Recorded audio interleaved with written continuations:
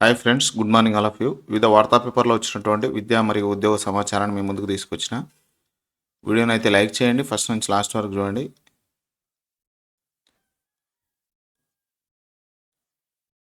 ఇందులో first heading చూస్తే 21 నుంచి 27 వరకు గ్రూప్ 1 ప్రధాన పరీక్షలు 46 పరీక్ష కేంద్రాల ఏర్పాటు.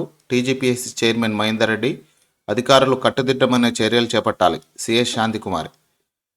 21 నుంచి 27 వరకు గ్రూప్ 1 మెయిన్స్ ఎగ్జామ్స్ నిర్వహించనున్నట్టు టీజీపీఎస్సీ చైర్మన్ మహేందర్ రెడ్డి తెలిపారు. 2011 తర్వాత జరుగుతున్న గ్రూప్ 1 నిర్వహణలో ఎలాంటి అపోహాలు, పుకార్లకు తావు లేకుండా పకడ్బందీ చర్యలు చేపట్టాలని అధికారులను ఆదేశించారు.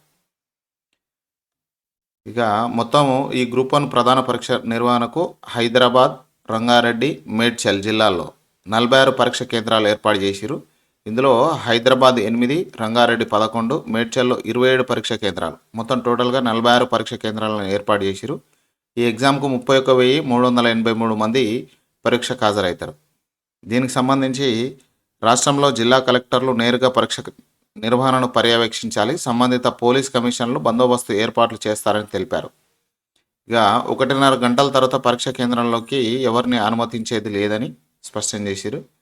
స్క్రైబ్ అంటే పరీక్ష రాయడానికి సహాయకులు, అవసరమైన దివ్యాంగ అభ్యర్థుల హాల్ టికెట్లపై స్క్రైబ్ విషయాన్ని ప్రత్యేకంగా పేర్కొన్నామని, వీరి కోసం 4 ప్రత్యేక పరీక్ష కేంద్రాలు ఏర్పాటు చేశామని చెప్పారు. వీరికి అదనంగా గంట సమయాన్ని కేటాయిస్తున్నట్టు ఆయన వివరించారు. గురువారం సాయంత్రం వరకు 90% మంది అభ్యర్థులు హాల్ టికెట్ను డౌన్లోడ్ చేసుకున్నారు. ఇప్పటి వరకు 90% మెంబర్స్ హాల్ టికెట్ డౌన్లోడ్ చేసుకున్నారు. 20వ తారీఖు వరకు హాల్ టికెట్ డౌన్లోడ్ చేసుకోవచ్చు. గ్రూప్ 1కి సంబంధించే గ్రూప్ 1 పరీక్షలు ఆపండి. కీలో తప్పులున్న సింగిల్ జడ్జి పట్టించుకోలేదు. నేడు విచారణ చేయనున్న హైకోర్టు డివిజన్ బెంచ్.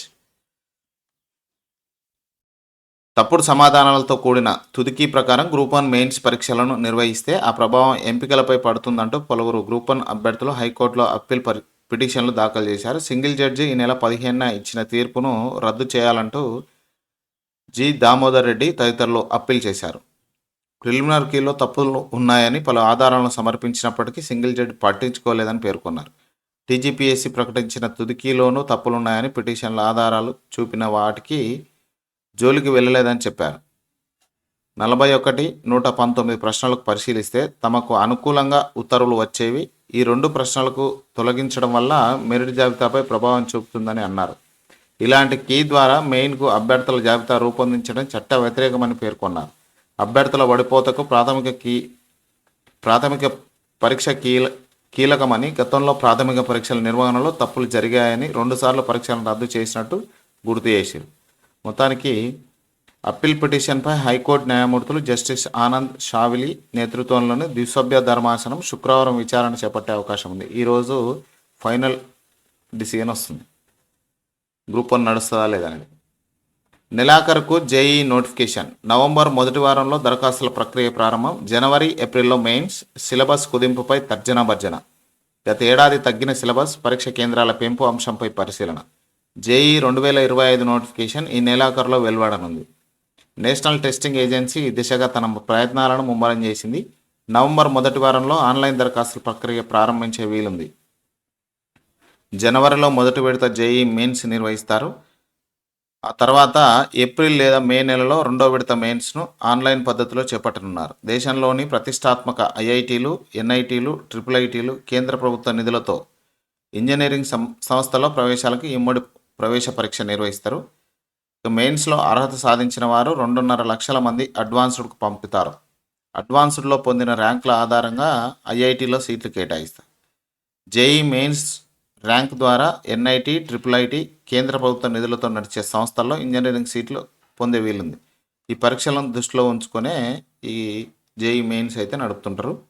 ఇక సిలబస్పై కసరత్తు. గత సంవత్సరం జేఈ మెయిన్స్, అడ్వాన్స్డ్ కూడా పరీక్ష సిలబస్ను తగ్గించారు. 2020లో కరోనా కారణంగా 8 నుంచి 12వ తరగతి వరకు కెమిస్ట్రీ, మ్యాథ్స్, ఫిజిక్స్లో కొన్ని చాప్టర్లను తీసేసిరు. దీనిని దృష్టిలో ఉంచుకొని సిబిఎస్ఈతో పాటు ఇతర జాతీయ సిలబస్ ఉండే విద్యార్థులకు జేఈలో ఆయా చాప్టర్లను తొలగించాలని డిమాండ్ వచ్చింది. ఈ కారణంగా గత సంవత్సరం కొన్ని చాప్టర్లను ఇవ్వలేదు. అయితే ఈ ఏడాది ఆ సమస్య లేదని అధికారులు భావిస్తున్నారు. దీనిని దృష్టిలో ఉంచుకొని పాత సిలబస్ను మళ్ళీ కలపతారా లేదా ఈ సంవత్సరం కూడా ఈ ఏడాది మాదిరిగానే నిర్వహించడమా అనే దానిపై ఎన్టీఏ ఇతర కేంద్ర సంస్థలు నిర్ణయం తీసుకోవాల్సి ఉంటుంది. ఇక కొత్త టీచర్లతో కొంతమేర కొరత తీరినట్లే. సర్కారు బడుల్లో బోధన మెరుగుపడుతుందని విద్యార్థులు, తల్లిదండ్రులు హర్షం. పదోన్నతులు పొందిన టీచర్లకు విముక్తి. 6,000 పోస్టుల భర్తీకి మరో డిఎస్సి జారీ చేస్తామని ఇప్పటికే ప్రకటించిన ప్రభుత్వం. డిఎస్సి 2024 ద్వారా ఎంపికైన కొత్త ఉపాధ్యాయులు రాష్ట్ర వ్యాప్తంగా విధుల్లో చేరారు. ఏళ్లుగా ప్రభుత్వ పాఠశాలలో కొరతగా ఉండగా రాష్ట్ర ప్రభుత్వం ఖాళీ పోస్టుల భర్తీకి నిర్ణయించింది. ఈ మేరకు మొత్తం 11,062 ఉపాధ్యాయ డిఎస్సి నోటిఫికేషన్ జారీ చేసి ఫిబ్రవరిలో పరీక్ష నిర్వహించగా తక్కువ సమయంలోనే ఫలితాలు వెల్లడించి ఎంపికైన ఉపాధ్యాయులకు జిల్లాల వారీగా కౌన్సిలింగ్ నిర్వహించి పోస్టులు ఇచ్చారు. 10,006 మంది అభ్యర్థులకు ఉపాధ్యాయ పోస్టులు ఎంపిక చేయగా కోర్టు కేసుల కారణంగా 1,056 స్పెషల్ ఎడ్యుకేషన్ టీచర్ల నియామకాలు నిలిపివేశారు. పోస్టింగ్ పొందిన వారిలో దాదాపు 9,000కు పైగా టీచర్లు విధుల్లో చేరారు. దాంతో ప్రభుత్వ పాఠశాలలో చాలా వరకు టీచర్ల కొరత తీరినట్లయింది. డిఎస్సి 24లో నోటిఫికేషన్ అధికంగా 6,508 సెకండరీ గ్రేడ్ టీచర్ పోస్టులు ఉన్నాయి. ఈ పోస్టుల భర్తీతో ప్రాథమిక పాఠశాలలో చాలా వరకు ఉపాధ్యాయుల కొరత తీరింది. అయితే ఇతర ఉద్యోగాలు చేస్తున్న సుమారు 1,000 మంది వరకు ఆయా ఉద్యోగాల నుంచి రిలీవ్ కాలేదు. దీంతో వీరు విధుల్లో చేరడానికి కొంత సమయం పడుతుందని తెలిసింది. ఎస్జిటిలు చేరిన పాఠశాలలో అధికంగా ఏకోపాధ్యాయ పాఠశాలలే ఉన్నట్టు సమాచారం. వీటిలో గరిష్టంగా 20 మంది విద్యార్థులే ఉన్నట్టు తెలిసింది. మొత్తానికైతే ఈ కొత్త టీచర్లు రావడం వల్ల పాత కొన్ని స్కూళ్ళలో ఇక 10,000 స్కూళ్ళు అయితే బాగుపడినట్టే. ఎందుకంటే సింగిల్ టీచర్గా ఉన్న స్కూల్లోనే 70% సింగిల్ టీచర్ ఉన్న స్కూళ్ళని నింపారు ఈ ఎస్జిటిలతో. తెలుగు వర్సిటీలో ప్రవేశాలకు 23 నుంచి కౌన్సిలింగ్. పొట్టి శ్రీరాములు తెలుగు యూనివర్సిటీ విశ్వవిద్యాలయంలో యూజీ, పీజీ ప్రవేశాలకు ఈ నెల 23 నుంచి కౌన్సిలింగ్ ప్రక్రియ ప్రారంభం కానుంది. ఈ నెల 3, 4 తేదీల్లో ప్రవేశ పరీక్షలు నిర్వహించామని తెలిపారు. వాటి ఫలితాలు ఇక్కడ వచ్చినటువంటి ఈ వెబ్సైట్లో పొందుపరిచామని పేర్కొన్నారు. కనీస ఉత్తీర్ణత పొందిన అభ్యర్థులు కౌన్సిలింగ్కి హాజరయ్యేందుకు అర్హులని స్పష్టం చేశారు. వారు ఒరిజినల్ సర్టిఫికెట్లతో హాజరు కావాలని సూచించారు. రిజర్వేషన్ పొందే విద్యార్థులు క్యాస్ట్, ప్రస్తుత సంవత్సరం ఇన్కమ్ సర్టిఫికేట్తో కౌన్సిలింగ్కి రావాలని కోరారు. 23 నుంచి 25 వరకు కౌన్సిలింగ్ జరగనుందని వివరించారు. 26 లోపు సంబంధిత శాఖల్లో నిబంధనల మేరకు ఫీజులు చెల్లించి ప్రవేశాలు పొందాలని సూచించారు. డిఎస్సి హిందీ పండితులకు న్యాయం చేయాలి. విద్యాశాఖ ముఖ్య కార్యదర్శికి RUPPTS వినతి. NCTE నిబంధనలంటూ దక్షిణ భారత హిందీ ప్రచార సభ మద్రాస్ ధ్రువపత్రాలు చెల్లుబాటు కాదంటూ కొన్ని జిల్లాల విద్యాశాఖ అధికారులు డిఎస్సి ఫలితాలు వచ్చాక కూడా అభ్యర్థుల నియామకాల్లో అన్యాయం చేశారని తెలిపారు.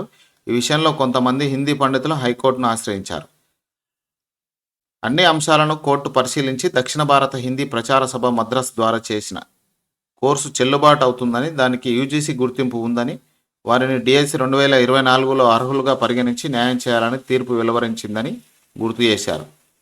ఈ విషయంపై విద్యాశాఖ ముఖ్య కార్యదర్శి సానుకూలంగా స్పందించారని తెలిపారు. కోర్టు తీర్పు వివరాలు అందగానే తప్పకుండా అభ్యర్థులకు న్యాయం చేయడానికి చర్యలు తీసుకుంటామని హామీ ఇచ్చారు. ఈ కార్యక్రమంలో RUPPTS రాష్ట్ర ఉపాధ్యక్షులు రమణాచార్యులు, ప్రధాన కార్యదర్శి లింగం తదితరులు పాల్గొన్నారు.